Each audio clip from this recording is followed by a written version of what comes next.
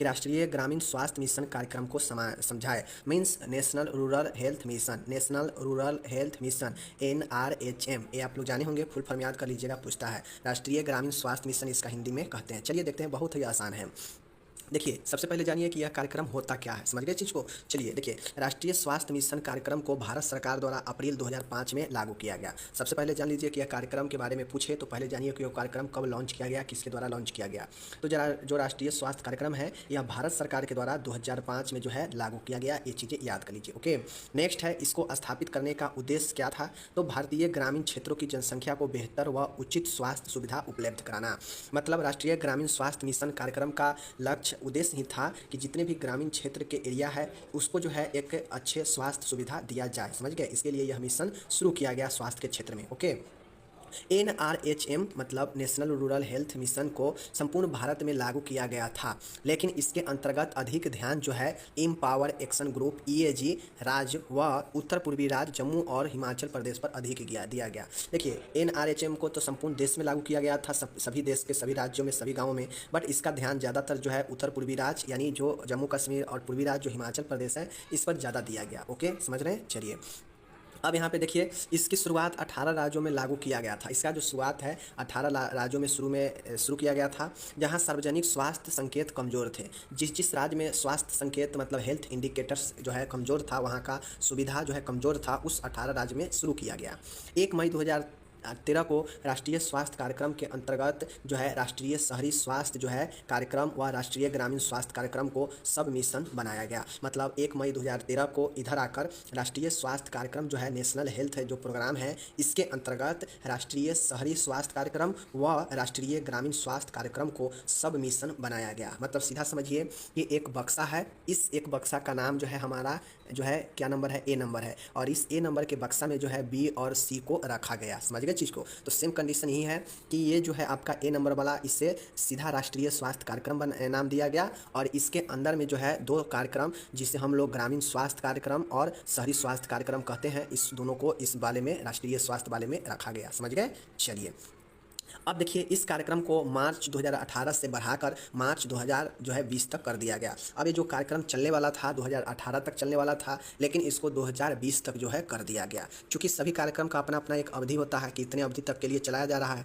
But होता यह है कि धीरे धीरे उस कार्यक्रम को बढ़ाते बढ़ाते बहुत ही लंबा समय से चले आ रहा है, समझ गए। यही जो है आपका इतना बारे में जान गए। चलिए अब हम देखेंगे कि आखिर राष्ट्रीय ग्रामीण स्वास्थ्य मिशन NRHM जो है इसका उद्देश्य क्या है, क्यों शुरू किया गया था। तो एक लाइन में तो ऊपर समझ गए कि गाँवों को सुख समृद्धि और स्वास्थ्य को बेहतर सुविधा देने के लिए शुरू किया गया, लेकिन अब देखिए कि इसमें क्या क्या चीज़ों होता है, क्या क्या चीज़ के उद्देश्य से शुरू किया गया। तो देखिए, शिशु मृत्यु दर और मातृ मृत्यु दर को कम करना, इसका एक लक्ष्य ये था कि शहर में माता को और शिशु को होने वाले जो मृत्यु दर है उसमें कम करना। नेक्स्ट है, कोई संक्रमण और गैर संक्रामक रोगों का रोकथाम करना, मतलब इन्फेक्शियस और नॉन इन्फेक्टेड रोगों को रोकथाम कैसे करना है, इसमें जो है इसका उद्देश्य था। ठीक है, प्राथमिक स्वास्थ्य देखभाल को अधिक बेहतर व प्रभावी बनाना, मतलब NRHM का एक उद्देश्य भी था कि जो भी प्राइमरी हेल्थ केयर है उसको बेहतर से बेहतर बनाना है और इफेक्टिव बनाना है। ओके, नेक्स्ट है आपका देखिएगा, प्रजनन, मातृत्व, नवजात शिशु व किशोर अवस्था को बेहतर बनाना। इस कार्यक्रम का एक लक्ष्य उद्देश्य भी था कि प्रजनन, रिप्रोडक्टिव, मातृत्व और नवजात शिशु तथा किशोर अवस्था को बेहतर बनाना। ओके, नेक्स्ट है पोषण, स्वास्थ्य को उपयुक्त बनाना, और जो पोषण है वह स्वास्थ्य के लिए उपयुक्त बने, इसके लिए इसका काम था। राष्ट्रीय स्वास्थ्य नीति को पूर्ण रूप से लागू करना, राष्ट्रीय ग्रामीण स्वास्थ्य मिशन का एक काम ये भी था कि यह राष्ट्र में जो स्वास्थ्य नीति है जो पूरे देश लेवल पर लागू होता है, स्वास्थ्य के कानून, उसको पूर्ण रूप से लागू करना इसका काम है, समझ गए। तो ये 6 जो है काम था, 6, 7, 8 जितने भी काम हो आप और बेहतर और चीज़ें लिख सकते हैं, क्योंकि गांव में एक स्वास्थ्य को बेहतर बनाने के लिए क्या क्या चीज़ें किया जा सकता है, वही चीज़ें आपको रूरल हेल्थ मिशन NRHM के द्वारा भी किया जाएगा, तो आपको यहाँ पे लिख देना है। ओके, चलिए अब हम लोग यहाँ पे देखेंगे कि राष्ट्रीय ग्रामीण स्वास्थ्य कार्यक्रम में जो है क्या क्या चीज़ें होता था इसके अंदर, समझ गए। मतलब जो NRHM है इसके अंदर क्या क्या चीज़ें होता है, कौन कौन से कार्य किया जाता है। तो देखिए, इसके अंतर्गत पहला है कि एक्रीडेटेड सोशल हेल्थ एक्टिविस्ट आशा जो है, आशा की नियुक्ति द्वारा समाज के अंतिम वर्ग तक स्वास्थ्य पहुँच बनाना। आप लोग देखते होइएगा कि गाँव में जो है देखते होइएगा मोहल्ला समय जो है आशा जो है सबके घर ज़्यादा कर जो है परिवार नियोजन, ठीक है, टीकाकरण सबके बारे में समझाती रहती है। तो यह आशा का जो है नियुक्ति इसी ग्रामीण स्वास्थ्य मिशन के अंतर्गत किया गया। क्यों किया गया? ताकि जो सबसे अंतिम वर्ग है गांव का, सबसे कमज़ोर है, जहां तक कोई इन्फॉर्मेशन नहीं पहुंचता है, वहां जाकर आशा जो है स्वास्थ्य पहुंचा सके, लोगों को स्वास्थ्य सुविधा दे सके। ठीक है। नेक्स्ट है रोगी कल्याण समिति। आप लोग रोगी कल्याण समिति का नाम बहुत सुने होइएगा। तो दूसरा पॉइंट है, अस्पतालों में रोगी कल्याण समितियों की स्थापना की गई ताकि क्षेत्रानुसार रोगी के कल्याण के लिए उचित कदम उठाया जा सके।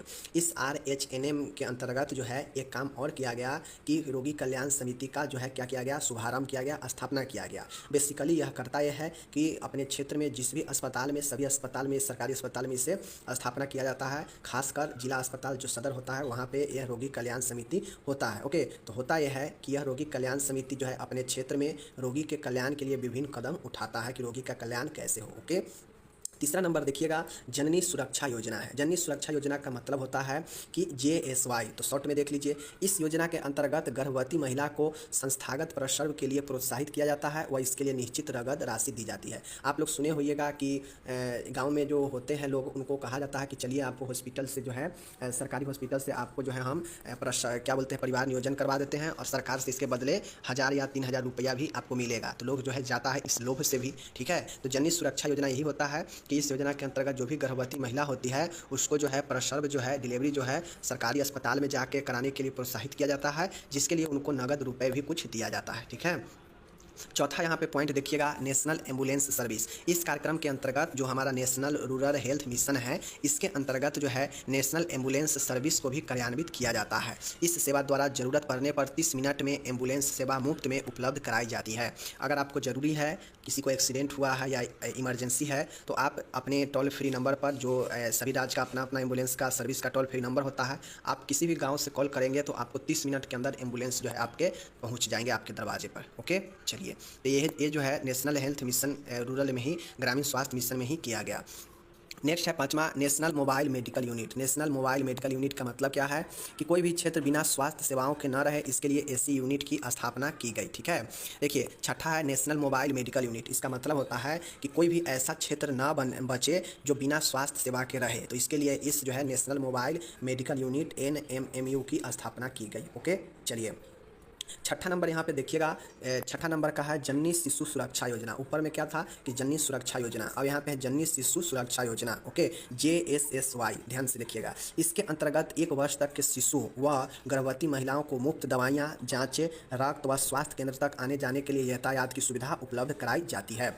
जननी शिशु सुरक्षा योजना का मतलब होता है, जननी मतलब क्या होता है, माता, शिशु मतलब माता और शिशु दोनों को, चाहे माता कोई गर्भावस्था में हो या 1 वर्ष तक का कोई बच्चा हो, तो उसको जो है सभी दवाइयाँ मुफ्त में, जांचें, रक्त और स्वास्थ्य केंद्र तक आने जाने का यातायात का सुविधा जो है उपलब्ध कराया जाता है इसी जननी शिशु सुरक्षा योजना के अंतर्गत। ओके, चलिए।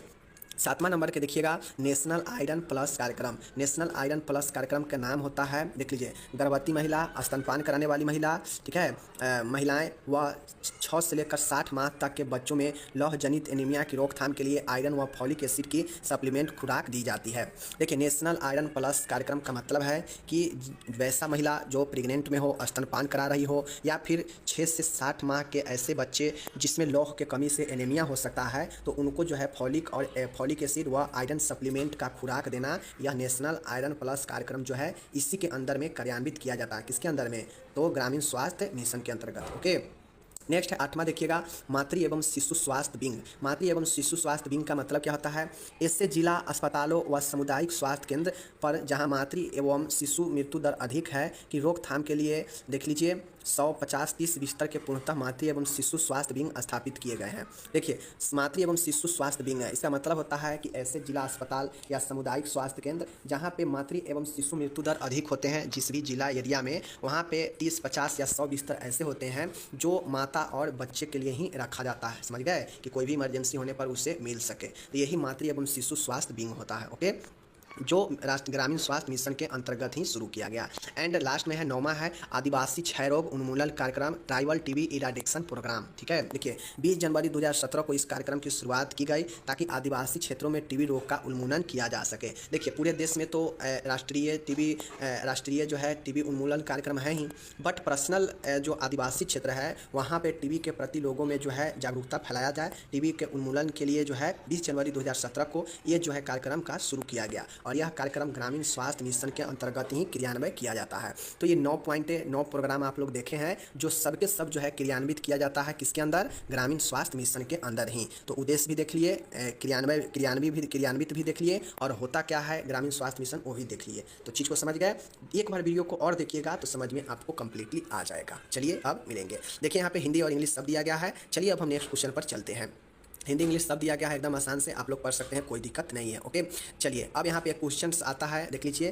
TNAI, एक्सप्लेन TNAI, ये भी क्वेश्चन 5 नंबर में आपके पूछे गए हैं जिसको हम लोग करते हैं। ठीक है चलिए देखिए TNAI क्या होता है। सबसे पहले जानिए TNAI का फुल फॉर्म होता है the trained nurses association of India. क्या होता है, the trained nurses association of India. याद रखिएगा, हिंदी में कहा जाए तो प्रशिक्षित नर्स भारतीय संघ, ये इसका पूरा नाम होता है। पहले नाम जानिए, the trained nurses association of India, TNAI का फुल फॉर्म। इसका प्रारंभ जो है भारत में 1908 में लखनऊ में हुआ था या किया गया था। चीज़ को समझ गए। TNAI का शुभारंभ 1908 में लखनऊ में हुआ। ओके पहले इसका नाम TNAI का पहले नाम था एसोसिएशन ऑफ नर्सिंग सुप्रिटेंडेंट्स। क्या चीज़, एसोसिएशन ऑफ नर्सिंग सुप्रिटेंडेंट्स पहले इसका नाम था। ओके के नाम से जाना जाता था। वर्ष 1950 में इसे भारत सरकार द्वारा सेवा संगठन के रूप में मान्यता प्रदान की गई। पहले जो है इसे 1900 शुरू कब हुआ, 1908 में ही। पहले नाम क्या था, एसोसिएशन ऑफ नर्सिंग सुप्रिटेंडेंट्स, समझ गए। लेकिन 1950 में 42 साल के बाद भारत सरकार ने इसे अपने सेवा संगठन के रूप में मान्यता दिया कि आप जो है एक सर्विस दे सकते हैं, समझ गए। TNAI का उद्देश्य क्या होता है, इसका ऑब्जेक्टिव्स क्या होता है, देख लीजिए। क्योंकि यह एक संगठन है तो इसका क्या उद्देश्य होगा, देख लीजिए। नर्सिंग व्यवसाय को बढ़ावा देना, मतलब नर्सिंग प्रोफेशन को बढ़ावा देना TNAI का काम है, समझ गए। नर्सों में स्पिरिट डी कॉर्प्स की भावना को बढ़ाना, नर्स जो है उसमें स्पिरिट डी कॉर्प्स की भावना को बढ़ाना। ओके नर्सों के शैक्षणिक आर्थिक व्यवसायिक कल्याण को बढ़ाना। यहाँ पे टाइपिंग मिस्टेक हो गया है, यहाँ पे नर्स होगा, नर्सों नहीं होगा, नर्स होगा, ठीक है, कर लीजिएगा। नर्सों में स्पिरिट डी कॉर्प्स की भावना बढ़ाना, नर्सों के शैक्षणिक आर्थिक और व्यवसायिक कल्याण को बढ़ाना, साथ में नर्सिंग व्यवसाय को बढ़ाना। TNAI का मुख्य 3 उद्देश्य ये है, समझ गए, याद रखिएगा। अब हम लोग चलिए नेक्स्ट चलते हैं TNAI के कार्य में। TNAI के कार्य क्या होता है, चलिए कार्य को देखते हैं आज। TNAI का क्या क्या कार्य होता है, वो ऑब्जेक्टिव तो हम देख लिए कि इसका शुरुआत क्यों किया गया। अब ये TNAI कार्य क्या क्या करता है देख लीजिए। सब में देखिए थोड़ा सा दिक्कत हो गया है टाइपिंग में, नर्स यहाँ पे होगा। नर्सों को उचित प्रशिक्षण प्रदान करना, TNAI का काम है कि नर्सों को उचित प्रशिक्षण मिले, ठीक है। दूसरा है नर्सिंग क्षेत्र में आधुनिक तकनीकों की शिक्षा को शामिल किया जाए। नर्सिंग क्षेत्र में अगर कोई भी मॉडर्न टेक्निक है तो उसको जो है इस शिक्षा में शामिल किया जाए, समझ गए, इसका एक काम होता है। रजिस्टर्ड नर्सों को सदस्य बनाना, इसका एक काम है कि जितने भी रजिस्टर्ड प्रोफेशनल नर्स है उसको अपना सदस्य बनाना, इसीलिए इसका नाम है the trained nurses association of India. मतलब जितने भी ट्रेनेड नर्स है, प्रशिक्षित नर्स है, सबका एक एसोसिएशन है, अपना संगठन है जिसमें सब जुड़ता है। राष्ट्रीय व अंतर्राष्ट्रीय स्तरों पर नर्सों का प्रतिनिधित्व करना। अब ये जो TNAI है यह राष्ट्रीय स्तर पर या फिर अंतर्राष्ट्रीय स्तर पर सभी नर्सों का प्रतिनिधित्व करता है। नर्सिंग क्षेत्र में अनुसंधान कार्यों को बढ़ावा देता है। TNAI क्या करता है कि नर्सिंग के क्षेत्र में जो भी अनुसंधान होता है उसको बढ़ावा देता है।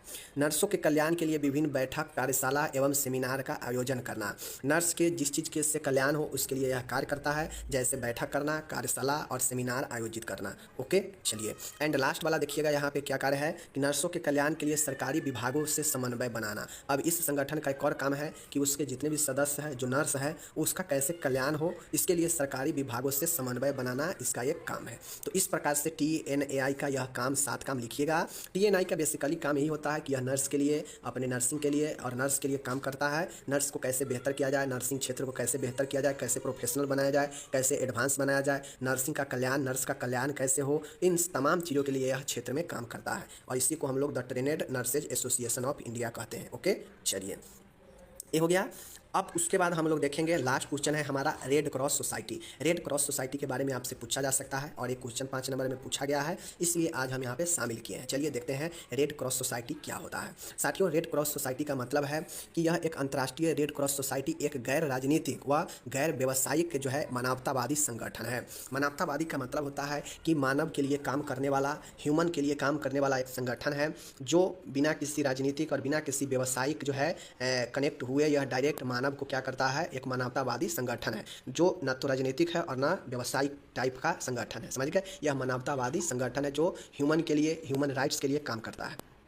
जो लोगों को शांति व युद्ध के दौरान सेवा प्रदान करने हेतु समर्पित है। रेड क्रॉस का मुख्य काम है कि जैसे आपदा आ गया, आपदा के समय लोगों को मदद करता है, युद्ध हुआ, युद्ध के समय सेवा देता है, लोगों में कैसे शांति बना रहे, इसके लिए यह समर्पित होता है। समझ गए चीज़ को? चलिए, इसकी स्थापना हेनरी जो है ड्यूरेंट्स स्विस, हेनरी ड्यूमंट स्विस ने जो है व्यवसायी द्वारा 1864 में की गई थी। मतलब ये जो रेड क्रॉस सोसाइटी है इसकी स्थापना जो है हेनरी ड्यूमंट स्विस के द्वारा एक व्यवसायी थे जो 1864 में इन्होंने किया। ठीक है, चलिए, इसका मुख्यालय कहाँ है? इसका मुख्यालय जिनेवा स्विट्जरलैंड में है, ये चीज़ को याद रखिएगा। ओके, चलिए, रेड क्रॉस सोसाइटी के क्या क्या कार्य होते हैं, कार्य से आपको समझ में आ जाएगा कि यह क्या क्या करता है। ठीक है, देख लीजिए, युद्ध व आपदा के समय सैनिकों व लोगों को सहायता प्रदान करना। यह एक ऐसा संगठन है रेड क्रॉस सोसाइटी जो युद्ध के समय और आपदा के समय लोगों के साथ साथ में सैनिकों को भी सहायता प्रदान करता है। ओके, आपातकालीन समय में राहत कार्य व सामान प्रदान करना। रेड क्रॉस सोसाइटी का और काम है कि आपातकालीन इमरजेंसी पीरियड में यह राहत कार्य करता है और सामान उपलब्ध कराता है। ठीक है, प्राथमिक सहायता उपलब्ध कराना, इसका एक काम ये भी है कि फर्स्ट एड उपलब्ध कराना रेड क्रॉस सोसाइटी का बहुत बड़ा जिम्मेदारी है। मातृ एवं शिशु कल्याण सेवाएं उपलब्ध करवाना, इसका एक और काम है कि माता और शिशु दोनों को कैसे कल्याण हो इसके लिए सेवा उपलब्ध कराना, यह भी काम करता है। स्वास्थ्य शिक्षा प्रदान करना, इसका एक काम ये भी है कि स्वास्थ्य शिक्षा भी यह प्रदान करता है। ओके, स्वैच्छिक रक्तदान को प्रोत्साहित कर रक्त संग्रह करना। रेड क्रॉस सोसाइटी जो है लोगों में जो है ब्लड डोनेट के लिए जो है प्रोत्साहन भी करता है स्वैच्छिक रूप से। ठीक है ना, कोई ज़बरदस्ती तौर पे यह नहीं करता है। रेड क्रॉस सोसाइटी कहता है कि आप ब्लड दीजिए, आपके ब्लड से दूसरा को जान बच सकता है। ठीक है, और इस तरीके से स्वैच्छिक रक्तदान के लिए प्रोत्साहित करना और ब्लड को कलेक्शन करना, इसका काम होता है। एंड लास्ट काम है बीमारियों की रोकथाम में मदद करना, और रेड क्रॉस सोसाइटी का एक काम और है कि यह बीमारियों में भी रोकथाम में मदद करता है। तो इस प्रकार से रेड क्रॉस सोसाइटी को भी हमने पढ़ा दिया। ठीक है, क्या कहता है कि भारत में राष्ट्रीय स्तर के स्वास्थ्य संगठन को विस्तार से समझाइए। मतलब नेशनल, पूरे राष्ट्रीय लेवल पर कौन कौन से हेल्थ के सेक्टर में ऑर्गेनाइजेशन है उसके बारे में डिटेल से चर्चा करना है। देखिए, आपसे एग्जाम में पूछेगा राष्ट्रीय स्तर पर, ठीक है, राज्य स्तर पर और आपके जिला स्तर पर स्वास्थ्य संगठन। ठीक है, इसको पूछता है, बार बार पूछता है। तो राज्य स्तर पर पूछेगा तो मान के आप एमपी से एग्जाम दे रहे हैं तो एमपी के बारे में पूछ देगा, बिहार से दे रहे हैं तो बिहार के बारे में हेल्थ ऑर्गेनाइजेशन के बारे में पूछ देगा। ठीक है ना, लेकिन अगर राष्ट्रीय लेवल पर पूछेगा तो यह प्रश्न पूछेगा, जो कि एक बहुत ही अच्छा प्रश्न है। तो चलिए शुरू करते हैं। राष्ट्रीय स्तर पर स्वास्थ्य संगठन, health organisation at national level. राष्ट्रीय लेवल पर कौन कौन से हेल्थ का ऑर्गेनाइजेशन है, चलिए देखते हैं।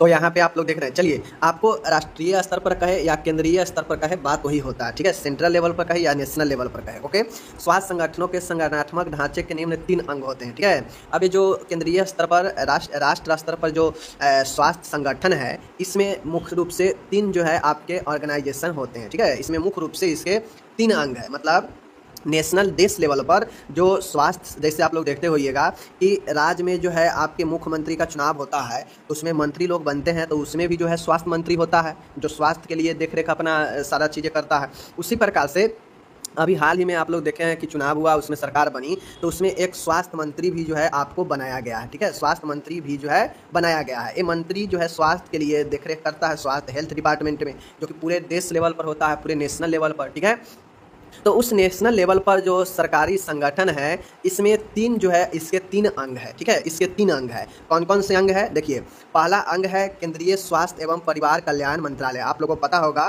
कि स्वास्थ्य मंत्रालय, उसके अधीन जो है आपके ये 3 अंग आता है स्वास्थ्य मंत्रालय के अधीन। इसमें आपका होता है केंद्रीय स्वास्थ्य एवं परिवार कल्याण मंत्रालय, union minister of health and family welfare. ठीक है, पहला ये हो गया। दूसरा इसका अंग है स्वास्थ्य सेवा महानिदेशालय, director general of health service. मतलब स्वास्थ्य सेवा का एक महानिदेशालय होता है, डायरेक्टरेट होता है। ठीक है, तीसरा होता है केंद्रीय स्वास्थ्य परिषद, सेंट्रल काउंसिल ऑफ हेल्थ। तो ये जो है आपके 3 अंग है। इस तीनों अंग के बारे में आपको अच्छे से डिस्क्राइब करना पड़ेगा इस प्रश्न में। तो आज की इस वीडियो में चलिए हम लोग देखेंगे केंद्रीय स्वास्थ्य एवं परिवार कल्याण मंत्रालय के बारे में देखते हैं। ठीक है, चलिए, ये नाम याद रखिएगा, ये नाम नहीं याद होगा तो इसके बारे में आप डिटेल से चर्चा भी नहीं कर पाइएगा। पहला है केंद्रीय स्वास्थ्य एवं परिवार कल्याण मंत्रालय, यूनियन मिनिस्टर ऑफ हेल्थ, मतलब स्वास्थ्य का। ठीक है, केंद्रीय union minister of health and family welfare. ठीक है, यूनियन मिनिस्ट्री। उसके बाद directorate general of health service, जिसको DGHS कहते हैं, स्वास्थ्य सेवा महानिदेशालय। और केंद्रीय स्वास्थ्य परिषद, सेंट्रल काउंसिल ऑफ हेल्थ होता है। ठीक है, चलिए, अब पहला क्या है हमारा यहाँ पे, केंद्रीय स्वास्थ्य एवं परिवार कल्याण मंत्रालय। पहला जो है हमें जानकारी लेना है वो है केंद्रीय स्वास्थ्य एवं परिवार कल्याण मंत्रालय के बारे में। ठीक है, तो केंद्रीय स्वास्थ्य एवं परिवार कल्याण मंत्रालय का मुखिया प्रधानमंत्री द्वारा नियुक्त कैबिनेट मंत्री होता है। मैंने आपको पहले ही बता दिया कि अभी जो स्वास्थ्य मंत्री बने हैं कोई प्रधान करके हैं, ठीक है, धर्मेंद्र प्रधान है शायद, तो उनको स्वास्थ्य मंत्रालय बनाया गया है। तो उस हिसाब से ये जो केंद्रीय स्वास्थ्य एवं परिवार कल्याण मंत्रालय है, इसका मेन मुखिया जो है वो प्रधानमंत्री द्वारा नियुक्त किए जाते हैं, नाम दिए जाते हैं कि भाई इसको मंत्री बनाना है, तो प्रधानमंत्री के द्वारा नियुक्त कैबिनेट मंत्री होते हैं, जिसे केंद्रीय स्वास्थ्य मंत्री कहते हैं, जिसे हम लोग केंद्रीय स्वास्थ्य मंत्री कहते हैं। वह एक या एक से अधिक केंद्रीय स्वास्थ्य राज्य मंत्री भी होते हैं, जिनका प्रमुख कार्य केंद्रीय स्वास्थ्य मंत्री का सहयोग करना होता है, ठीक है। तो ये चीज़ें हुआ। तो अभी आप लोगों को पता होगा कि जो चुनाव हुआ है उसमें एक जो है स्वास्थ्य मंत्री बने हैं, वो केंद्रीय स्वास्थ्य मंत्री होता है, जो प्रधानमंत्री के द्वारा नियुक्त किए जाते हैं, ठीक है। मतलब इन प्रधानमंत्री के द्वारा नाम दिया जाता है कि हाँ जो है इसको हमको जो है स्वास्थ्य मंत्री बनाना है, ठीक है। और वह स्वास्थ्य मंत्री जो बनता है केंद्र लेवल पर, वह जो है आपके इसी केंद्रीय स्वास्थ्य एवं परिवार कल्याण मंत्रालय का मेन होता है, मतलब मुखिया होता है, ठीक है, जिसे हम लोग केंद्रीय स्वास्थ्य मंत्री कहते हैं। अब आपको पता होगा कि आप लोग अगर न्यूज़ देखे होइएगा चुनाव वाला, तो उसमें पता होगा कि मंत्री, केंद्रीय मंत्री और राज्य मंत्री, दो तरह के मंत्री को जो है शपथ दिलाया गया, ठीक है। तो उसमें जो राज्य मंत्री होते हैं, जिसको हम लोग मिनिस्ट्री ऑफ स्टेट कहते हैं, राज्य मंत्री जो कहते हैं, इसमें राज्य मंत्री का काम होता है, जैसे आपको पता है कि हमारे देश में 28-29 राज्य है, ठीक है। अब ऐसे में इन सभी राज्यों पर एक केंद्रीय मंत्री ध्यान दे देगा संभव नहीं है, तो इसके लिए जो है आपके राज्य मंत्री बनाया जाता है। ये राज्य मंत्री क्या मान गए, इनको स्वास्थ्य क्षेत्र का राज्य मंत्री अगर बना दिया जाएगा, तो राज्य मंत्री क्या करते हैं कि ये देखेंगे कि किस किस स्टेट में जो है किस चीज़ का जरूरी है, इनका नज़र जो है रहता है, ठीक है। और वो जो केंद्रीय मंत्री होते हैं ये सहयोग करते हैं राज्य मंत्री, ठीक है। जो भी स्वास्थ्य के क्षेत्र में राज्य मंत्री बने होंगे, उनका काम है कि केंद्रीय मंत्री को सुझाव देना, ठीक है, इनको बताना कि हाँ इस स्टेट में ये चीज़ें दिक्कत है, स्वास्थ्य के क्षेत्र में इसको बेहतर कर सकते हैं। तो बेसिकली जो केंद्रीय स्वास्थ्य राज्य मंत्री होते हैं, यह केंद्रीय स्वास्थ्य मंत्री को सजेशन दे सकते हैं, मदद कर सकते हैं, सहयोग करते हैं, ठीक है। इसीलिए राज्य मंत्री बनाया जाता है केंद्रीय मंत्री के अलावा, ठीक है। तो ये हो गया आपका कुछ इसके बारे में इंट्रोडक्शन। अब इस मंत्रालय के अंदर ये जो केंद्रीय स्वास्थ्य एवं परिवार कल्याण मंत्रालय है, इस मंत्रालय में दो विभाग होते हैं। एक होता है डिपार्टमेंट ऑफ हेल्थ, मतलब स्वास्थ्य विभाग, और एक होता है फैमिली वेलफेयर। दो मंत्रालय होता है। जो आप लोग केंद्रीय स्वास्थ्य मंत्रालय एवं फैमिली वेलफेयर परिवार कल्याण देखे हैं, उसी को दो पार्ट में बांट दिया गया। केंद्रीय जो स्वास्थ्य मंत्रालय है वो स्वास्थ्य विभाग है, और जो फैमिली परिवार कल्याण है वह परिवार कल्याण विभाग, दोनों अलग अलग विभाग में बट गया, ठीक है। इसमें दो मंत्रालय सम्मिलित है। अब ये दो मंत्रालय है, तो इसके बारे में देखिए।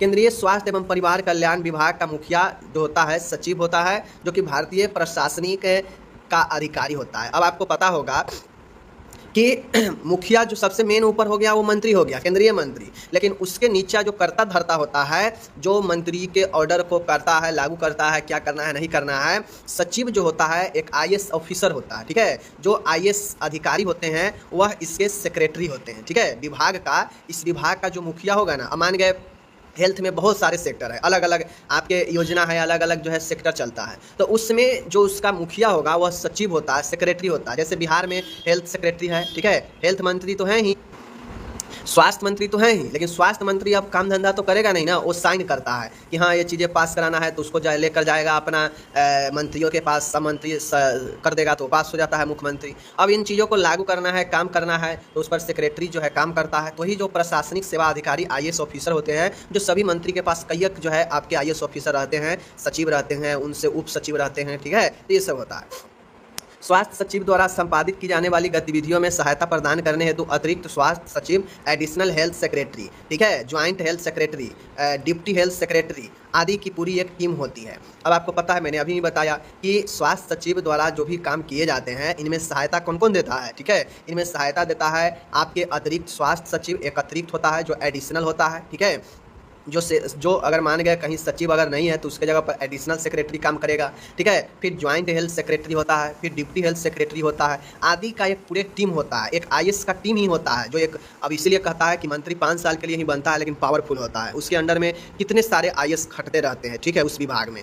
तो हेल्थ विभाग में भी, केंद्रीय स्वास्थ्य एवं परिवार कल्याण विभाग में भी एक तो मंत्री बन गया, एक राज्य मंत्री बन गया, ठीक है। मंत्री को सहयोग राज्य मंत्री करता है, लेकिन उसके अंदर जो भी काम होता है विभाग में, उसका देखरेख कौन करता है, सचिव करता है, हेल्थ सेक्रेटरी करता है। अब हेल्थ सेक्रेटरी को सुझाव देने के लिए या उससे मदद करने के लिए बहुत सारे एक टीम होता है आईएएस का, जिसमें एडिशनल सेक्रेटरी होता है, ज्वाइंट सेक्रेटरी होता है, डिप्टी हेल्थ सेक्रेटरी होता है, ठीक है ना, ये सारी चीज़ होता है। आगे है स्वास्थ्य सेवा निदेशालय, director general of health service DGHS, स्वास्थ्य विभाग को विभिन्न स्वास्थ्य मुद्दों पर तकनीकी सहायता प्रदान करता है। ठीक है, तो ये डीजीएचएस के बारे में हम आगे आपको पढ़ाएंगे, अभी डीजीएचएस के बारे में नहीं पढ़ना है। स्वास्थ्य विभाग को सीधा जान लीजिए कि जो स्वास्थ्य महानिदेशालय होता है वह विभिन्न स्वास्थ्य के मुद्दों पर टेक्निकल जो है सहायता करता है डीजीएचएस। ठीक है, अब जो आप 2 पॉइंट आप लोग देखे हैं परिवार केंद्रीय स्वास्थ्य एवं परिवार कल्याण विभाग में, जो 2 आप लोग अलग अलग उसमें विभाग देखे हैं, एक स्वास्थ्य विभाग देखे हैं, एक परिवार कल्याण विभाग देखे हैं, तो देख लीजिए फंक्शन ऑफ हेल्थ मतलब स्वास्थ्य विभाग के क्या क्या काम होते हैं। स्वास्थ्य विभाग द्वारा संपादित की जाने वाली कार्यों को संघ सूची, यूनियन लिस्ट तथा समवर्ती सूची में वर्णित किया गया है, जिसमें कुछ प्रमुख निम्नलिखित है। अब ये जो स्वास्थ्य विभाग है, स्वास्थ्य विभाग द्वारा जो किया जाने वाला जो कार्य होता है, जो हेल्थ डिपार्टमेंट, जो देश लेवल पर हेल्थ डिपार्टमेंट है वो जो कार्य करता है वह कार्य यूनियन लिस्ट में यानी संघ सूची में और समवर्ती सूची यानी कंकरेंट लिस्ट में वर्णित है, दोनों में वर्णित है, जिसमें कुछ प्रमुख जो है यहाँ पे इसके काम को दिए गए हैं। ठीक है, यहाँ पे देख लीजिए विभिन्न देशों व अंतर्राष्ट्रीय संस्थानों के साथ स्वास्थ्य संबंध स्थापित करना। स्वास्थ्य विभाग का ये काम है कि यह अलग अलग देशों के साथ, अंतर्राष्ट्रीय ऑर्गेनाइजेशन के साथ स्वास्थ्य का संबंध बेहतर करे, स्थापित करे। जैसे WHO क्या है, यह एक इंटरनेशनल ऑर्गेनाइजेशन है, लेकिन देखते हुइएगा WHO को कार्यालय इंडिया में भी है। WHO जो है क्षेत्रीय कार्यालय में जो है अलग अलग स्वास्थ्य के क्षेत्र में काम करता है, इंडिया में भी। तो कहीं ना कहीं इससे जो संबंध है वह हमारे देश के स्वास्थ्य मंत्रालय बनाकर रखा है। तो पहला काम यही होता है इसका। आगे का काम है देश के स्वास्थ्य स्तर तथा रुग्णता स्तर के संबंध में आंकड़े प्राप्त करने हेतु विभिन्न सर्वे कराना। ठीक है, करवाना। अब देश में हेल्थ का लेवल क्या है, ठीक है, यहाँ पे बीमारियों का स्तर क्या है, रुग्णता के संबंध में आंकड़े प्राप्त करने हेतु विभिन्न सर्वे कराना। स्वास्थ्य विभाग का काम है कि वह अपने हेल्थ की स्थिति जानने के लिए देश का वह जो है स्वास्थ्य के क्षेत्र में वह चाहे तो सर्वे करवा सकता है। ठीक है, तो ये भी इसका काम है। तीसरा है स्वास्थ्य सेवाओं के बेहतरीन तरीके से क्रियान्वयन करने के लिए तथा इन्हें अधिक कारगर बनाने के लिए विभिन्न अनुसंधानों को बढ़ावा देना। अब चूंकि पूरे देश लेवल की बात हो रहा है तो स्वास्थ्य के क्षेत्र में अगर बेहतरीन तरीके अपनाकर अगर कुछ बेहतर कर सकता है तो उसके लिए जो है स्वास्थ्य क्षेत्र में बेहतरीन काम करने के लिए और अधिक कारगर बनाने के लिए चाहे तो स्वास्थ्य विभाग जो है रिसर्च को बढ़ावा दे सकता है, सभी उसके ही हाथ में है।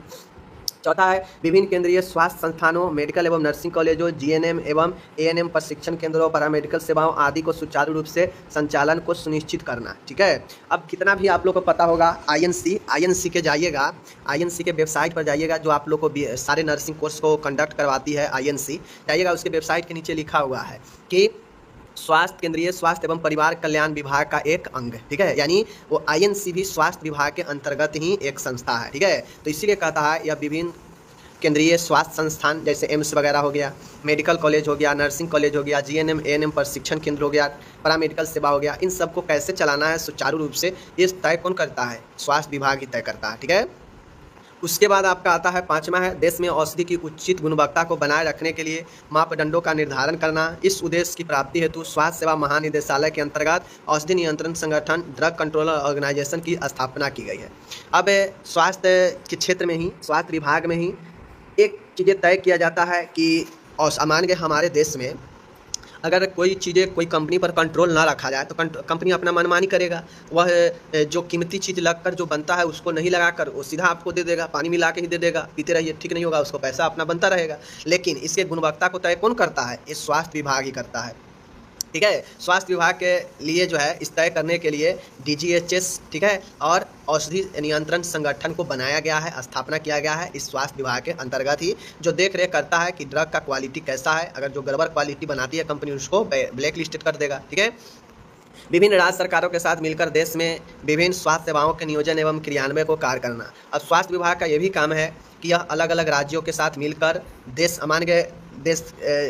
देश का जो केंद्रीय स्वास्थ्य राज्य मंत्री है या केंद्रीय स्वास्थ्य मंत्री है वो अन्य राज्यों के मंत्री के साथ मिलकर वो चाहे तो स्वास्थ्य के क्षेत्र में क्या चेंजेज करना है, क्या प्लानिंग करना है, कैसे जो है काम करना है, वो चीज़ें कर सकता है। ठीक है, केंद्रीय सरकारी कर्मचारियों के लिए पूर्ण स्वास्थ्य देखभाल सुनिश्चित करना। स्वास्थ्य विभाग का ही ये काम है कि जो सेंट्रल लेवल के कर्मचारी है उसके स्वास्थ्य के देखभाल को सुनिश्चित करना। इसीलिए देखते होइएगा कि एयरफोर्स, नेवी वगैरह हो गया, रेलवे वगैरह हो गया, उसके लिए अपना अलग अलग अस्पताल होता है। ठीक है, तो वह केंद्रीय कर्मचारियों को स्वास्थ्य देखभाल भी सुनिश्चित इसी केंद्र लेवल पर स्वास्थ्य विभाग को ही करना होता है। ठीक है, नेक्स्ट है देश में विभिन्न स्वास्थ्य कार्यक्रमों तथा स्वास्थ्य योजनाओं के प्रभावी नियोजन एवं क्रियान्वयन का कार्य करना। अब देश में अलग अलग स्वास्थ्य का कार्यक्रम चलता है, योजना है, तो उसको कैसे इफेक्टिव बनाया जाए, कैसे बेहतर तरीके से चलाया जाए, इसको जो है यही स्वास्थ्य विभाग के द्वारा ही तय किया जाता है। जैसे अलग अलग कार्यक्रम है, राष्ट्रीय मलेरिया नियंत्रण कार्यक्रम, राष्ट्रीय क्षय रोग उन्मूलन कार्यक्रम, राष्ट्रीय कुष्ठ रोग उन्मूलन कार्यक्रम, बहुत सारे कार्यक्रम है, ठीक है। विभिन्न पोषण संबंधी कार्यक्रम,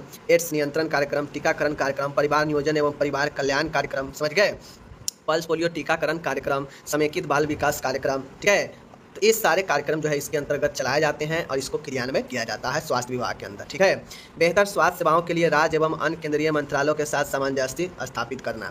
अब एक बेहतर स्वास्थ्य सेवा देना है हर एक क्षेत्र में, तो ये जो स्वास्थ्य विभाग होता है वह अन्य केंद्रीय मंत्रालयों के साथ एडजस्टमेंट बनाता है, स्थापित करता है, ताकि सभी क्षेत्रों में बेहतर स्वास्थ्य स्थापित किया जा सके, ठीक है।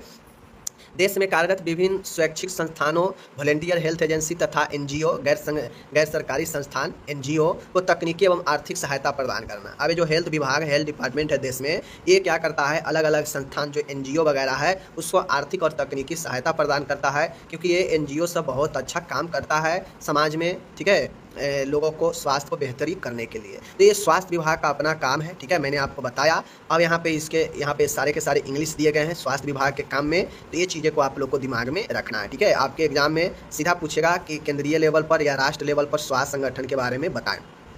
अब मैं आपको यहाँ पे बता दूं कि स्वास्थ्य विभाग तो आप देख ही लिए, उसका फंक्शन देख लिए। अब उसी के अंतर्गत आपको पता है कि उसी के अंतर्गत परिवार कल्याण विभाग है, फैमिली वेलफेयर डिपार्टमेंट है। तो इसका क्या काम है, क्योंकि आप लोग देखें हैं कि केंद्रीय स्वास्थ्य एवं परिवार कल्याण में 2 डिपार्टमेंट है, एक स्वास्थ्य और एक आपका परिवार कल्याण। तो स्वास्थ्य विभाग का काम देख लिए, और परिवार कल्याण का क्या काम है चलिए देखते हैं, ठीक है।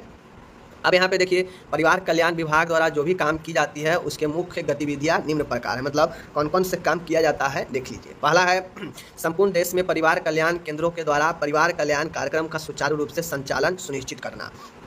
अब इसका यही काम है, स्वास्थ्य विभाग तो आप लोग देख लिए। अब इसी के अंतर्गत एक दूसरा पार्ट है परिवार कल्याण, ठीक है। तो परिवार कल्याण जो एक विभाग है, तो संपूर्ण देश में परिवार कल्याण फैमिली वेलफेयर सेंटर के द्वारा फैमिली वेलफेयर कार्यक्रम कैसे चलेगा, कैसे कंट्रोल किया जाएगा, इसको सुनिश्चित किया जाता है इसी फैमिली वेलफेयर के द्वारा, ठीक है। दूसरा है इस कार्यक्रम में रुचि रखने वाले, ठीक है ना, इस कार्यक्रम में रुचि रखने वाली तथा कार्यक्रम को सफल बनाने के लिए प्रभावी स्वास्थ्य सेवाएं प्रदान करने के लिए तैयार स्वैच्छिक स्वास्थ्य एजेंसी वॉलंटियर को आर्थिक एवं तकनीकी सहायता प्रदान करना। अब आप लोगों को पता होगा कि हर एक शिक्षा के क्षेत्र में हो गया, ठीक है, रक्षा के क्षेत्र में हो गया, ठीक है, उसके बाद जो है स्वास्थ्य के क्षेत्र में हो गया, बहुत सारे वॉलंटियर ऑर्गेनाइजेशन है, एनजीओ है, जो काम करता है अपने अपने क्षेत्रों में, और उसको जो है सरकार आर्थिक तकनीकी सहायता मदद करती है। तो ठीक उसी प्रकार से विभिन्न कार्यक्रमों में रुचि रखने वाली और कार्यक्रमों को, प्रोग्राम को सफल बनाने वाले जो भी वॉलंटियर हेल्थ ऑर्गेनाइजेशन है, एनजीओ है, उसको तकनीकी और आर्थिक सहायता प्रदान करना है, ठीक है, ताकि वो और ज़्यादा अच्छे से काम कर सके हेल्थ में, ठीक है ना। क्योंकि इतना बड़ा क्षेत्र है और सिर्फ सरकारी संस्थान ही काम करे तो पॉसिबल नहीं है, तो उसके लिए एनजीओ को बढ़ावा दिया जाता है, ताकि एनजीओ गांव-गांव जाकर, शहर जाकर अपना काम कर सके, और सरकार इसको मदद करती है, ठीक है। जन समुदाय में कार्यक्रम के प्रति जागरूकता प्रदान करना, ताकि वे इसके अंतर्गत प्रदान की जाने वाली स्वास्थ्य सेवाओं का लाभ उठा सके, ठीक है ना। अब इसका काम है, फैमिली वेलफेयर का काम है कि यह लोगों में जागरूकता पैदा करता है, ताकि जो भी स्वास्थ्य के कार्यक्रम चलाए जा रहे हैं उसको ज़्यादा से ज़्यादा लाभ उठा सके, ठीक है ना। गर्भ निरोधन के विभिन्न अस्थायी एवं अस्थायी साधनों की उपलब्धता सुनिश्चित करना। अब इसका काम है, फैमिली परिवार कल्याण मंत्रालय का काम है कि यह गर्भ निरोध के लिए जो अस्थायी एवं जो अस्थायी साधन है उसको सुनिश्चित करना। इसी के अंतर्गत आप लोग देखते होइएगा कि फ्री में कंडोम वगैरह दिया जाता है, ठीक है ना। इसके लिए निरोध, मुंह से ली जाने वाली गर्भ निरोधक गोलियां का निःशुल्क वितरण करना, निःशुल्क कॉपर टी लगाना, ट्यूबेक्टोमी और वैस्कोटोमी शिविरों को आयोजन करना आदि शामिल है। तो गर्भ निरोधन के लिए बहुत सारे चलाए जा रहे हैं, कंडोम वितरण किया जाता है, ठीक है, ओरल गोलियां दी जाती है निःशुल्क में, कॉपर टी लगाया जाता है, ट्यूबेक्टोमी वैस्कोटोमी शिविर का आयोजन करके जो है गर्भ से बचने के लिए फैमिली वेलफेयर के द्वारा काम किया जाता है, ठीक है ना। आगे है जन समुदाय को अपने परिवार का आकार छोटा रखने तथा 2 बच्चों के बीच में कम से कम 3 साल का अंतर रखने के लिए प्रेरित करना। फैमिली वेलफेयर का काम ही है कि यह जो है जनसंख्या नियंत्रण, परिवार के देखरेख, ठीक है, परिवार में कैसे बेहतरीन स्वास्थ्य सुनिश्चित किया जाए, इसके लिए काम करता है। इसीलिए परिवार कल्याण इसका नाम भी है, क्योंकि यह ज़्यादातर परिवार के कल्याण चाहता है हर एक तरीका से। तो उसी प्रकार से अगर छोटा परिवार होगा तो परिवार का कल्याण होगा। तो परिवार का छोटा आकार रखने के लिए 2 बच्चों के बीच कम से कम 3 साल का गैप हो, इसको प्रेरित करता है कौन, फैमिली वेलफेयर, ठीक है ना। आखिरी है स्वास्थ्य संबंधी वांछित लक्ष्यों को प्राप्ति हेतु अन्य संबंधित विभागों से सामंजस्य स्थापित करना। फैमिली वेल जिस प्रकार से स्वास्थ्य विभाग का काम था कि वह भी अन्य मंत्रालयों से, अन्य क्षेत्रों से संबंध रखता है, उसी प्रकार से फैमिली वेलफेयर एक विभाग है, इसका भी काम है कि यह अन्य विभागों से सामंजस्य स्थापित रखता है। ठीक है, ऐसा नहीं है कि सिर्फ स्वास्थ्य के विभाग से ही जो है वह सामंजस्य रखेगा, क्योंकि जहाँ भी लोग काम करेंगे अन्य विभागों में, तो वहाँ भी जो है आपके स्वास्थ्य की ज़रूरत है। हर जगह स्वास्थ्य के लिए, बेहतरी के लिए ज़रूरी है। तो स्वास्थ्य संबंधी वांछित लक्ष्यों को प्राप्ति हेतु अन्य विभागों से सामंजस्य स्थापित करना, यह भी परिवार कल्याण विभाग का एक काम है, फंक्शन है। ठीक है, तो एक पढ़ा दिया था, 3 जिसमें मैंने पढ़ाया था, एक था केंद्रीय स्वास्थ्य एवं परिवार कल्याण मंत्रालय, दूसरा था DGHS, ठीक है, स्वास्थ्य सेवा महानिदेशालय, और तीसरा था जो है आपका वो क्या था, तीसरा क्या था, तो तीसरा आपका था जो है केंद्रीय स्वास्थ्य परिषद। तीसरा 3 अंग था, नेशनल लेवल पर 3 अंग है स्वास्थ्य का, तो उसमें से एक अंग के बारे में हम लोग पढ़ चुके थे। तो आज दूसरा अंग है स्वास्थ्य सेवा महानिदेशालय। चलिए देखते हैं DGHS के बारे में। इसे संक्षिप्त में हम लोग DGHS भी कहते हैं, directorate general of health service, स्वास्थ्य सेवा महानिदेशालय। ठीक है, इसे DGHS भी संक्षिप्त में कहते हैं। यह निदेशालय केंद्रीय स्वास्थ्य एवं परिवार मंत्रालय के लिए स्वास्थ्य संबंधी विभिन्न मुद्दों को हल करने के लिए मुख्य सलाहकार की भूमिका निभाता है। देखिए, यह DGHS एक प्रकार का जो संस्था है, यह सलाहकार का काम करता है केंद्रीय स्वास्थ्य एवं परिवार कल्याण मंत्रालय के लिए। ठीक है, यह उस मंत्रालय के लिए जो है एक सलाहकार की भूमिका में अपना यह एक अंग है। ठीक है, इसका मुखिया महानिदेशक स्वास्थ्य सेवाएं होता है, जो एक IAS ऑफिसर वगैरह जो रिटायर्ड या जो भी हो उनको बनाया जाता है। जो एक ऑफिसर होते हैं वह इसके महानिदेशक होते हैं, यही इनके मुखिया होते हैं, जो स्वास्थ्य सेवाएँ डायरेक्टरेट जनरल हेल्थ सर्विस के नाम से जाना जाता है। ठीक है, नेक्स्ट है इसमें कि स्वास्थ्य संबंधी योजना निर्माण में उसकी सहायता करने के लिए एक अतिरिक्त महानिदेशक, उप महानिदेशक की एक टीम तथा कई प्रशासनिक अधिकारी होते हैं। ये DGHS के अंदर, इसके अंदर महानिदेशक में एक डायरेक्टर होता है। ठीक है, एक डायरेक्टर होता है। उसके बाद जो है महानिदेशक स्वास्थ्य सेवा, इसका मुखिया महानिदेशक स्वास्थ्य सेवाएं होता है। ठीक है, जो मेन होता है।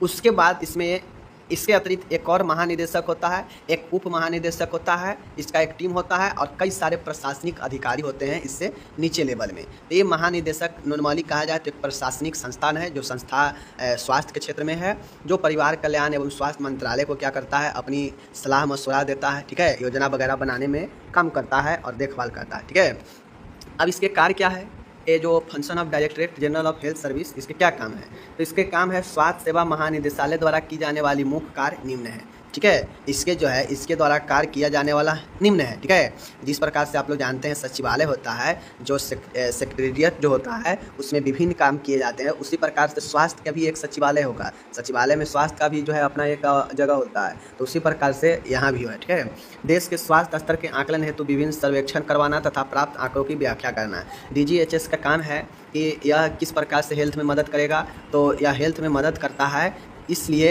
यह स्वास्थ्य स्तर के आकलन करने के लिए विभिन्न सर्वे करवाता है, जो आंकड़ा मिलता है उसको अध्ययन करता है। ठीक है, देश में प्रभावी स्वास्थ्य शिक्षा संप्रेषण के क्रियान्वय के कम्युनिकेशन के क्रियान्वय के लिए केंद्रीय स्वास्थ्य शिक्षा bureau, central health education bureau की शुरुआत 1956 में स्वास्थ्य सेवा महानिदेशालय द्वारा स्वास्थ्य एवं परिवार कल्याण मंत्रालय भारत सरकार के अंतर्गत की गई। देश में हेल्थ एजुकेशन और कम्युनिकेशन को बेहतर तरीके से चालू करने के लिए केंद्रीय स्वास्थ्य शिक्षा bureau, central health education bureau की शुरुआत 1956 में इसी DGHS के द्वारा स्वास्थ्य एवं परिवार कल्याण मंत्रालय भारत सरकार के अंतर्गत किया गया। ठीक है, चलिए तीसरा है, इसका आगे का काम देखिए, विभिन्न बीमारियों के कारण का पता करना, नैदानिक विधियाँ, मतलब डायग्नोस्टिक करने का कौन कौन से मेथड है उसको पता करना, रोकथाम के उपाय करना, उपचारात्मक पद्धति के बारे में आदि के बारे में नवीनतम जानकारियाँ हासिल करने के लिए अनुसंधान को बढ़ावा देना। मतलब ये रिसर्च को बढ़ावा देता है ताकि नए नए तकनीक जो है आए और नैदानिक विधियाँ, रोकथाम, उपचार, ये सब जो है बढ़ता रहे। ठीक है, चौथा है देश में कार्यरत विभिन्न मेडिकल, नर्सिंग और पैरामेडिकल सेवाओं के स्टैंडर्ड को बेहतर बनाए रखने के लिए प्रयासरत करना है। तो देखिए, नॉर्मली तौर पर जो परिवार एवं परिवार कल्याण मंत्रालय के जो लोग काम देखे हैं ना, वह ये भी करेगा। ठीक है, लेकिन एक क्या करेगा, ये विशेष नहीं करता है, ये बेचारा ज़्यादा डिसीजन नहीं लेगा, ये सलाह के काम कर सकता है, देख रेख के काम कर सकता है, क्योंकि यह एक प्रशासनिक है। ठीक है, यह क्या है, यह एक प्रशासनिक है और प्रशासन आदमी का काम ही होता है देख रेख करना, मेंटेन करना, सही से चलवाना, ठीक है। लेकिन जो स्वास्थ्य मंत्रालय जो देखे उसका मुखिया जो स्वास्थ्य मंत्री होता है, तो आप जानते ही हैं कि मंत्री पढ़ा लिखा हो या नहीं हो लेकिन वो राजा की तरह रहता है, लेकिन उसके पीछे कितना भी पढ़ा लिखा ऑफिसर सब पीछे पीछे रहता है, बात देखते होइएगा। तो वही बात है यहाँ पे, ठीक है ना। मंत्रालय जो अधीन होता है स्वास्थ्य मंत्रालय का, लेकिन ये जो महानिदेशालय है यह अधीन है स्वास्थ्य मंत्रालय के, जो बढ़ावा देता है, जो मदद करता है आंकड़ा जुटाने में, स्वास्थ्य को बेहतर करने में, ठीक है, अच्छा रिसर्च में, ये सब में। साथ में देश में जो कार्यरत मेडिकल, नर्सिंग, पैरामेडिकल जो सेवा है उसके स्टैंडर्ड को बेहतर बनाए रखने का भी ये प्रयास करता है, ठीक है। पाँचवा है, देश में औषधियों की गुणवत्ता बनाए रखने के लिए यह क्राइटेरिया निर्धारित करता है, उन्हें बनाए रखता है, ठीक है। देश में जो भी औषधि वगैरह निर्माण होता है, बढ़िया चलता है, कंपनी सब है, उसको जो है क्राइटेरिया को, यह जो है मापदंड को निर्धारित करता है और बनाए रखने के लिए काम करता है। वरना कंपनी सब पैसा कमाने के होड़ में क्या करता है, डुप्लीकेट दवाई सब बना के कम दाम के बेचने लगता है, ठीक है ना। आगे है सेंट्रल मेडिकल लाइब्रेरी के रख रखाव का कार्य करना। अब यहाँ पे जो मेडिकल से संबंधित लाइब्रेरी होता है उसको भी रख रखाव करने का जिम्मेदारी इसी के अंदर में है। नेक्स्ट है, देश में बेहतर स्वास्थ्य सेवाओं की उपलब्धता सुनिश्चित करने की योजना निर्माण करना तथा अन्य संबंधित सेक्टरों के साथ सामंजस्य स्थापित करना। तो इसका DGHS का काम है कि यह देश में बेहतर से बेहतर स्वास्थ्य सेवा उपलब्ध कराए, इसके लिए योजना बनाना हो तो बनाए, निर्माण करे और अन्य सेक्टरों के साथ जो है यह सामंजस्य बनाता है बेहतर हेल्थ के लिए, ठीक है। तो ये हो गया आपका DGHS और इसके काम। DGHS बेसिकली एक प्रशासनिक विभाग है जो हेल्थ के सेक्टर में देख रेख, रख रखाव, रिसर्च को बढ़ावा, ठीक है, स्टैंडर्ड को बनाए रखना, इन सब के चीज़ों का जिम्मेदारी इसके पास होता है। जैसे होता है ना कि पुलिसिया विभाग को दे दिया गया है कि भाई कानून कोई अपना हाथ में ना ले, उसको देख रेख करे, कोई गलत करे तो पकड़े, तो उसी, लेकिन मेन पावर किसके हाथ में होता है, मुख्यमंत्री जो नेताजी है ऊपर बैठे हुए, तो उसी प्रकार से चीज़ें होता है, समझ गए। मेन स्वास्थ्य मंत्रालय है, लेकिन स्वास्थ्य मंत्रालय के हेल्प करने के लिए, बेहतर तरीके से चलाने के लिए योजना वगैरह, ये सब खर्च वगैरह, आंकड़ा वगैरह जुटाना, रिसर्च को बढ़ावा देना, मेडिकल स्टैंडर्ड बनाए रखना, ठीक है, पैरामेडिकल, नर्सिंग, मेडिकल, ये सब के उच्च स्टैंडर्ड बनाए रखना, इन सब चीज़ों को देख रेख और सुझाव का काम DGHS करता है, ठीक है। ये चीज़ समझ गए। चलिए अब तीसरा आता है central council of health. Central council of health कहने का मतलब है केंद्रीय स्वास्थ्य परिषद। केंद्रीय स्वास्थ्य परिषद कहने का मतलब होता है कि आप लोग को मैंने पढ़ाया था, पहला क्या था, केंद्रीय स्वास्थ्य एवं परिवार कल्याण मंत्रालय। दूसरा क्या था, जो अभी आप DGHS पढ़े हैं, स्वास्थ्य सेवा महानिदेशालय, ठीक है। और यहाँ पे जो तीसरा है वो सेंट्रल काउंसिल ऑफ हेल्थ। यही 3 अंग जो है हमारे नेशनल लेवल पर हेल्थ के सेक्टर में काम करता है। तो जो केंद्रीय स्वास्थ्य परिषद है, देख लीजिए, केंद्रीय स्वास्थ्य परिषद की स्थापना अगस्त 1952 में की गई थी। इसकी स्थापना के पीछे मुख्य उद्देश्य था केंद्र सरकार तथा राज्य सरकार के मध्य समन्वय स्थापित कर पूरे देश में स्वास्थ्य सेवाओं तथा स्वास्थ्य कार्यक्रमों का प्रभावी क्रियान्वयन सुनिश्चित करना। अब आपको पता है कि देश में कितना सारे राज्य हैं, ठीक है, और देश में मात्र एक जो है मंत्रालय है, स्वास्थ्य मंत्रालय, लेकिन वो स्वास्थ्य मंत्रालय पूरे देश में काम करता है। पूरे देश में काम करने के लिए जितने भी राज्य हैं, सभी राज्यों के बीच कोऑर्डिनेशन होना जरूरी है। तो उसके लिए यह केंद्रीय स्वास्थ्य परिषद की स्थापना 1952 अगस्त में की गई। इसका मुख्य उद्देश्य यही था कि केंद्र सरकार और राज्य सरकार के बीच समन्वय, कोऑर्डिनेशन स्थापित करके पूरे देश में बेहतर स्वास्थ्य सेवा और कार्यक्रम को चलाया जाए प्रभावी रूप से, ठीक है। इसीलिए यह सेंट्रल काउंसिल ऑफ हेल्थ लाया गया, ओके। इसके कार्य क्या है, तो इसके कार्य है, देख लीजिए, स्वास्थ्य संबंधी सभी मुद्दों पर बृहद स्तर पर नीतियों को सिफारिश करना, जैसे बेहतर रोकथाम, नैदानिक, उपचारात्मक स्वास्थ्य सेवाएं का क्रियान्वयन करना। अब मैं बता दूं, इसका सेंट्रल हेल्थ काउंसिल, केंद्रीय स्वास्थ्य परिषद का काम है कि यह स्वास्थ्य से संबंधी सभी मुद्दों पर बृहद स्तर पर, मतलब बड़े स्तर पर पॉलिसी का निर्माण यानी सिफारिश करता है, ठीक है, नीति बनाने का सिफारिश करता है मंत्रालय में, ठीक है। जैसे बेहतर स्वास्थ्य, बेहतर रोकथाम, निदान बेहतर, उपचार बेहतर, इन सभी सेवाओं का क्रियान्वयन के लिए सिफारिश करता है, ठीक है। पर्यावरण, स्वच्छता एवं प्रदूषणों की रोकथाम इसके जिम्मेदारी में होता है। स्वास्थ्य शिक्षा, रिसर्च, अनुसंधान इसके जिम्मेदारी में होता है। उपयुक्त पोषण मतलब बेहतर पोषण भी इसके जिम्मेदारी में होता है। टीकाकरण, परिवार नियोजन सेवाएं, मातृ एवं शिशु स्वास्थ्य सेवाएं आदि का क्रियान्वयन जो है इसके द्वारा किया जाता है। तो ये जो सेंट्रल हेल्थ काउंसिल होता है, इसका काम है बेहतर स्वास्थ्य सेवा के लिए नीतियां बनाना, नैदानिक उपचारात्मक स्वास्थ्य सेवाओं का क्रियान्वयन करना, पर्यावरण, स्वच्छता, प्रदूषण का रोकथाम करना, स्वास्थ्य शिक्षा एवं अनुसंधान को बढ़ावा देना, उपयुक्त पोषण के लिए काम करना, टीकाकरण, परिवार नियोजन सेवा, मातृ एवं शिशु स्वास्थ्य सेवाएं आदि का क्रियान्वयन करना भी इसका जो है जिम्मेदारी होता है, ठीक है।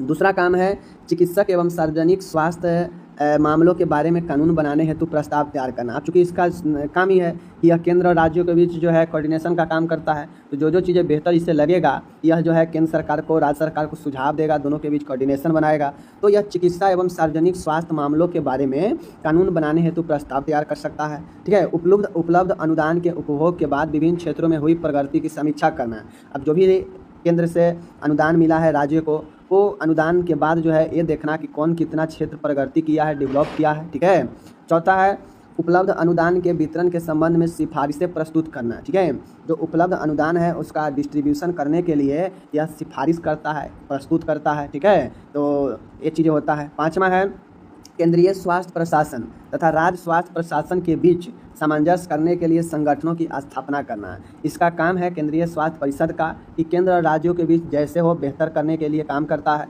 तो केंद्रीय स्वास्थ्य का जो प्रशासन है, जो अभी मैंने आपको पढ़ाया DGHS, और राज्य स्वास्थ्य जो प्रशासन होता है, इनके बीच सामंजस्य स्थापित करने के लिए संगठनों की स्थापना करना हो तो ये करता है। ठीक है, तो इस सारा काम DGHS से लेकर जो है सेंट्रल हेल्थ काउंसिल के अंतर्गत इस सारा काम आता है, मैंने आपको बता दिया।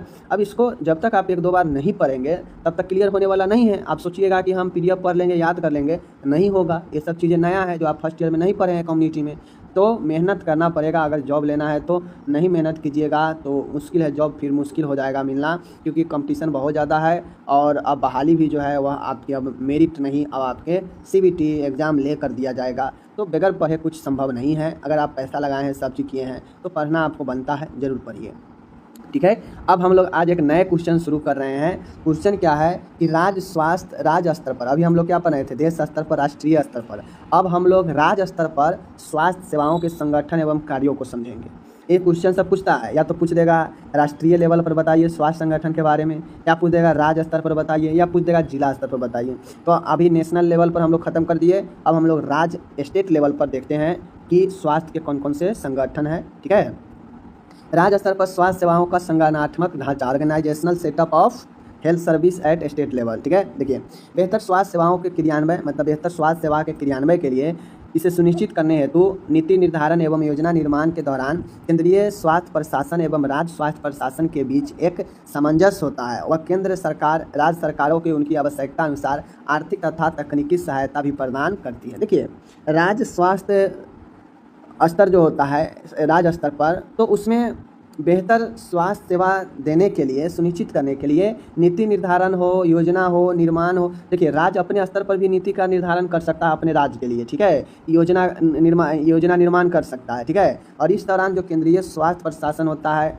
राज्य स्वास्थ्य प्रशासन होता है, इसके बीच में सामंजस्य होता है। सामंजस्य क्यों होता है? क्योंकि मान गए अगर केंद्र से आप मिलजुल कर रहिएगा, राज्य वाला अगर केंद्र से मिलजुल कर रहेगा, तो केंद्र सरकार जो है राज्य सरकारों के आवश्यकता अनुसार इसे आर्थिक और टेक्निकल सहायता करता है। अगर आप अपने राज्य से और केंद्र के बीच नहीं सही रहेगा तो नहीं मदद करेगा, फिर आपका जो है स्वास्थ्य स्तर नीचे हो जाएगा या सारा प्रेशर सिर्फ राज्य पर ही आ जाएगा। तो इसलिए ज़रूरी होता है। ठीक है, राज्य स्वास्थ्य प्रशासन के निम्न मुख्य अंग इस प्रकार है। आप लोग राष्ट्रीय केंद्र लेवल पर तो पढ़ ही लिए, अब राज्य स्वास्थ्य प्रशासन के बारे में पढ़िए। यहाँ पे मुख्यतः 3 जो है आपके होते हैं, स्वास्थ्य एवं परिवार कल्याण मंत्रालय, राज्य सरकार। ऊपर जो आप पढ़े थे जस्ट उसके ही ये सेम होता है। अगर आप लोग जो केंद्र वाला राष्ट्रीय लेवल पर पढ़ लिए हैं तो यह पढ़ना बड़ी ही आसान है। ठीक है, सेम है, वहाँ भी स्वास्थ्य एवं परिवार कल्याण मंत्रालय था, यहाँ भी वो मंत्रालय है, लेकिन यहाँ पे राज्य सरकार के अंदर होगा, स्टेट गवर्नमेंट के अंदर। ठीक है, राज्य स्वास्थ्य सचिवालय, स्टेट हेल्थ सेक्रेटेरिएट, जो ऊपर मैंने आपको पढ़ाया DGHS, मैंने बताया भी था वहाँ पे, यह राज्य स्वास्थ्य सचिवालय होता है राज्य में, जबकि केंद्र में DGHS होता है। ठीक है, और जो आप लोग स्वास्थ्य सेवा परिषद जो देखे हैं, ठीक है, केंद्रीय स्वास्थ्य परिषद जो देखे हैं, उसके समतुल्य में राज्य स्वास्थ्य निदेशालय होता है, स्टेट हेल्थ डायरेक्टर होता है। ठीक है, तो ये चीज़ आप लोग को ध्यान में रखना है। ठीक है, देखिए यहाँ पे जो वहाँ पे DGHS देखे हैं ना, वो DGHS ये तीसरा, वहाँ पे जो केंद्रीय स्वास्थ्य निदेशालय देखे हैं, यहाँ पे राज्य स्वास्थ्य निदेशालय है। ठीक है, वहाँ पे जो मिनिस्टर वाला देखे हैं वो यहाँ पे स्टेट लेवल पर है, और वहाँ पे जो केंद्रीय स्वास्थ्य परिषद जो देखे हैं ना, वो यहाँ पे है राज्य स्वास्थ्य सचिवालय, स्टेट हेल्थ सेक्रेटेरिएट, जो कि उसके केंद्रीय स्वास्थ्य परिषद के समतुल्य में है। तो ये राज्य स्तर पर ये 3 अंग है, इसको ध्यान में रखिए। हम विदा लेते हैं, अपना ख्याल रखिएगा आप। और यह सारा के सारा PDF मैं बार बताता हूँ कहाँ मिलेगा, नर्सिंग। ठीक है, nursingyan.com पर यह सारा के सारा जो है PDF आपको आपके सब्जेक्ट। चलिए मिलेंगे अगले वीडियो में, अपना ख्याल रखिएगा, धन्यवाद।